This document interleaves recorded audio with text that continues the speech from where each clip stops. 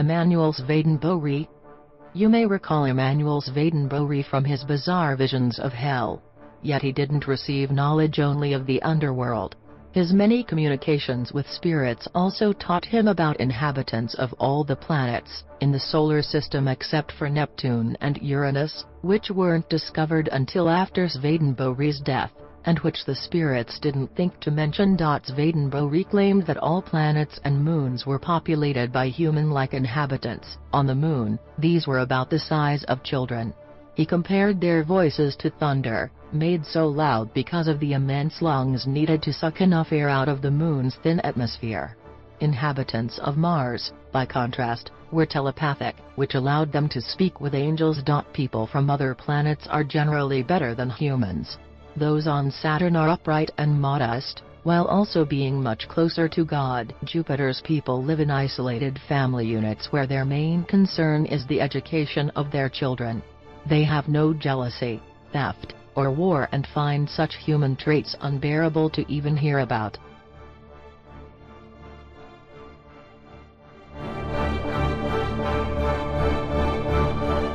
Camille Flammarion's alien afterlife.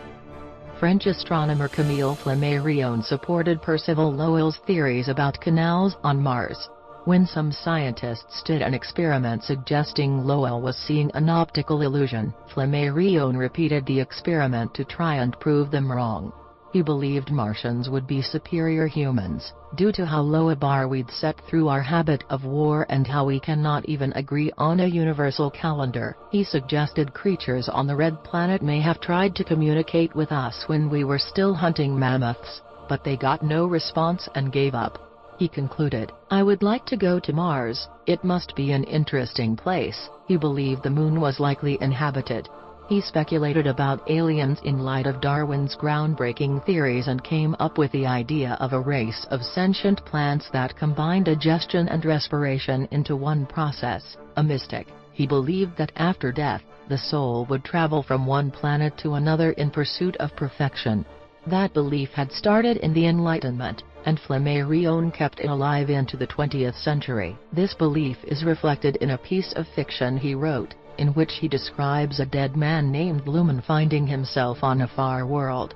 Lumen arrives at a mountain, covered with palaces woven from trees, from which he can see the sun and planets as distant stars.